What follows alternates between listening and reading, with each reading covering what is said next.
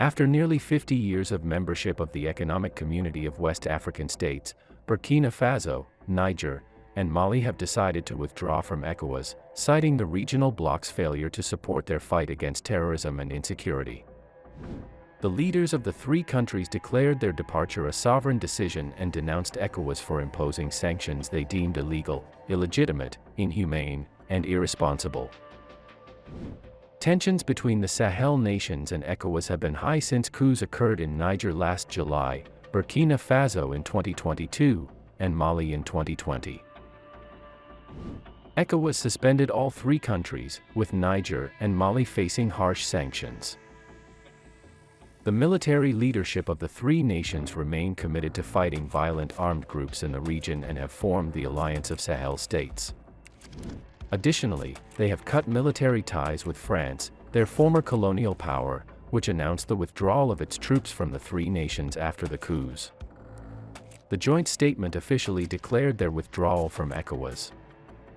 The junta said in a joint statement read on state television in all three countries that they have decided in complete sovereignty on the immediate withdrawal of Burkina Faso, Mali, and Niger from the Economic Community of West African States, alleging that the bloc has moved away from the ideals of its founding fathers and Pan-Africanism after nearly 50 years in existence.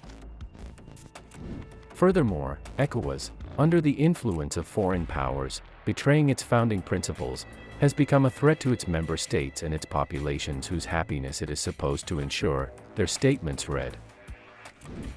ECOWAS said in a statement that it had not been notified of the country's decision to quit the bloc. Its protocol provides that withdrawal takes up to 1 year to be completed. Burkina Faso, Niger, and Mali remain important members of the community, and the authority remains committed to finding a negotiated solution to the political impasse, it said. Widely seen as West Africa's top political and regional authority, the 15-nation bloc of ECOWAS, formed in 1975 to promote economic integration in member states, has struggled in recent years to reverse rampant coups in the region where citizens have complained of not benefiting from rich natural resources. The joint statement accused ECOWAS of failing to assist those three countries in fighting existential threats like terrorism, the common reason cited by their militaries for deposing their democratically elected governments. When these states decided to take their destiny into their own hands, ECOWAS adopted an irrational and unacceptable posture in imposing illegal, illegitimate, inhumane, and irresponsible sanctions in violation of its own texts, the statement noted. Rather than improve their situations, the juntas said the ECOWAS sanctions have further weakened populations already bruised by years of violence. The brave people of Burkina Faso, Mali, and Niger expressed their deep regret and disappointment that their organization has strayed away from the principles of its founders and from Pan-Africanism. Additionally, ECOWAS, influenced by foreign powers, has betrayed its founding values and become a threat to its member states and their populations, whose well-being it is supposed to ensure. The organization has failed to provide assistance to our states in the face of our ongoing battle against terrorism and insecurity.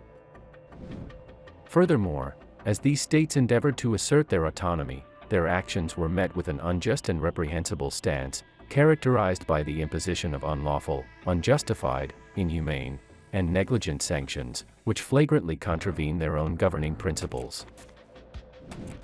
These measures have only served to exacerbate the plight of communities already ravaged by protracted violence instigated by manipulated and externally controlled terrorist factions.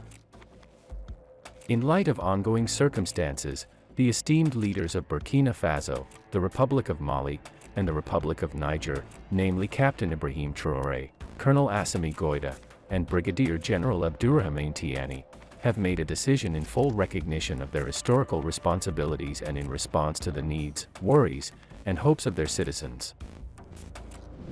Acting with complete autonomy, they have collectively chosen to withdraw Burkina Faso, Mali, and Niger from the West African Economic Community.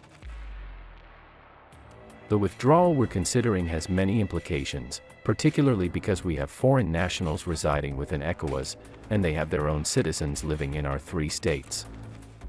Consequently, the Alliance of Sahel states must promptly establish a confederation with a unified currency and passport that's shared among our three nations, as we will no longer be able to use the ECOWAS passport.